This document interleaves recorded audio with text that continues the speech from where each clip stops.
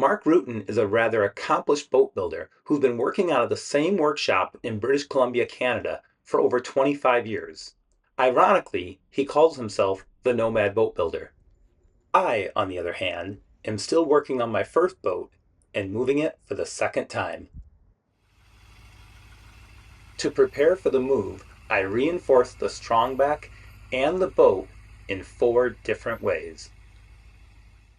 First, I reinforce the strongback by adding 4x4 beams that are connected both to the strongback and the strongback legs.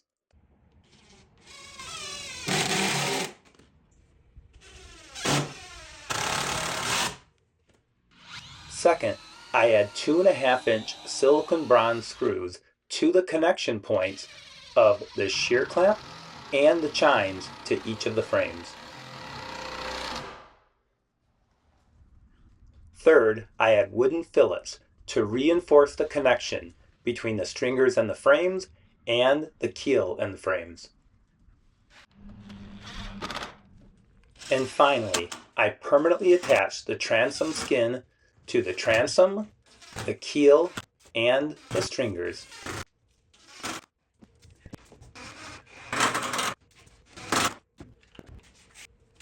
Now, let's get to work. Okay, so to reinforce this, I am going to put a 4x4, butt it right to the corner of the strongback, and attach it to the strongback leg, just like that.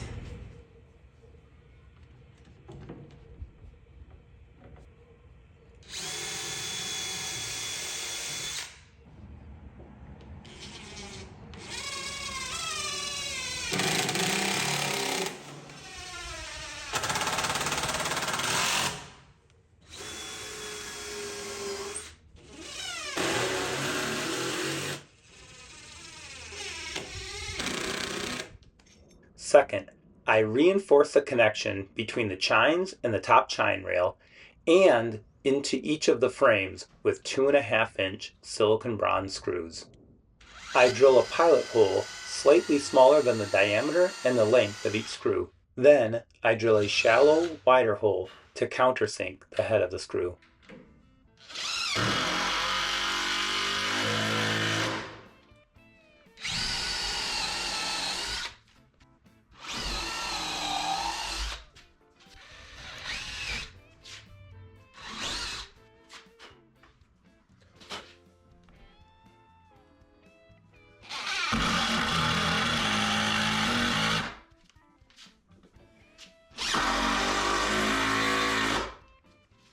I repeat the process, connecting the shear clamp to each of the frames.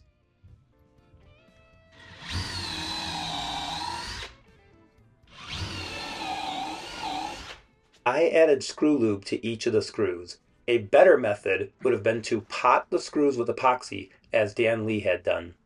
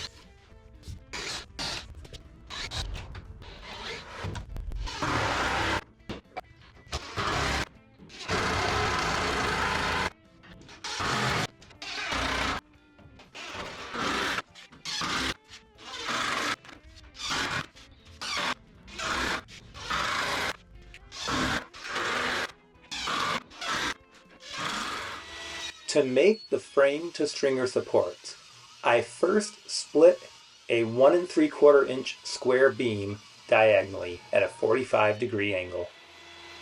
I routed a 1/4-inch radius on the 90-degree angle along the beam, and then cut each piece at an angle to length to fit in the boat. Next, I used a sander to clean up the corners on the frames, the stringers, and the keel.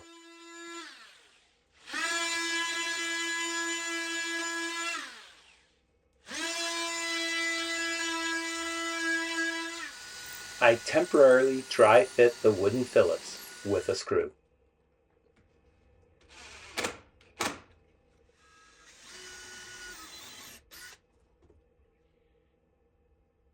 Dropping the custom cut wooden fillet under the boat makes this a lot more challenging.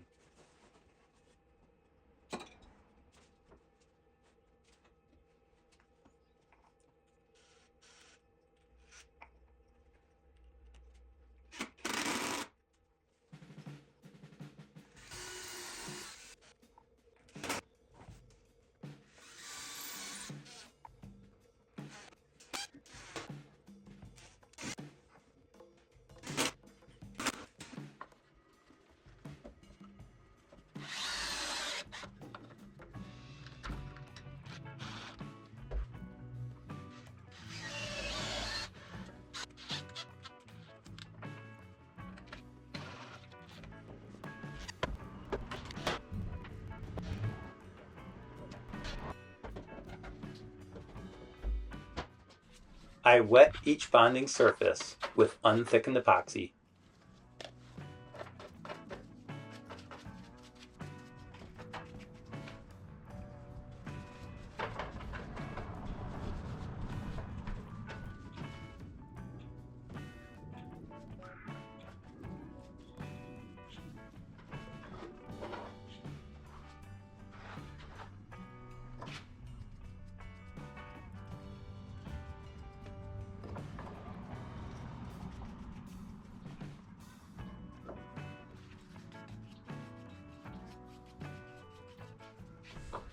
Then I fill the gaps and bond with thickened epoxy.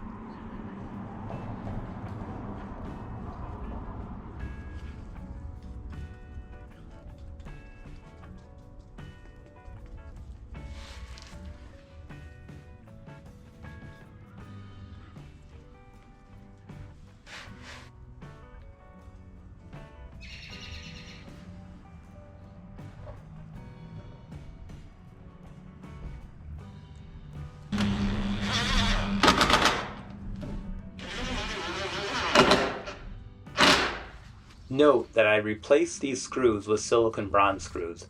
The ones I had ordered online just had not arrived yet.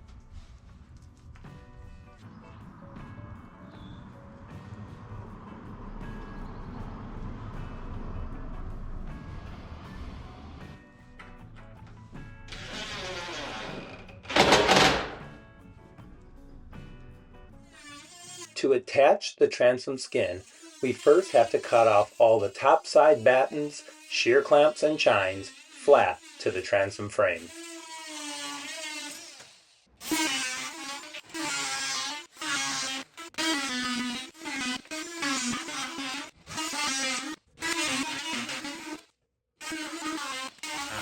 So I'm going to reinforce the transom to the stringers and a lot of other important parts of the boat with screws. And here I have some 2.5-inch screws that will be going in.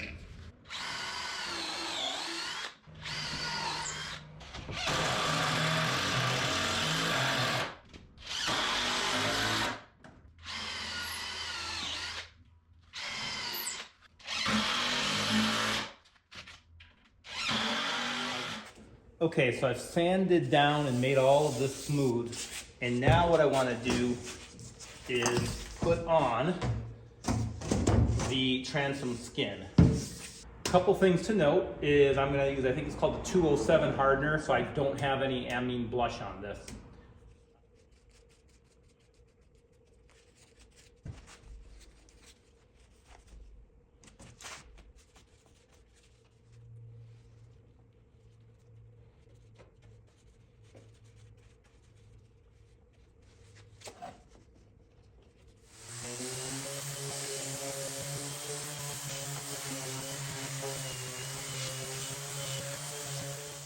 I thought I had foam rollers and I do not.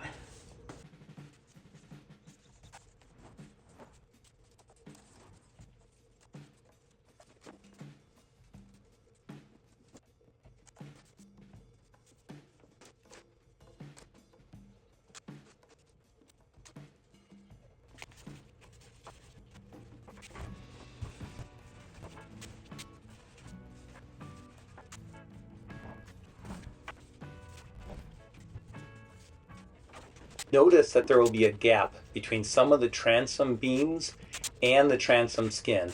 So rather than trying to fill that gap now and screw it together, I'm just placing the board on there, screwing together the perimeter, and I'll come back and fill those gaps with epoxy at a later point. That's why I use the special hardener that does not have an amine blush.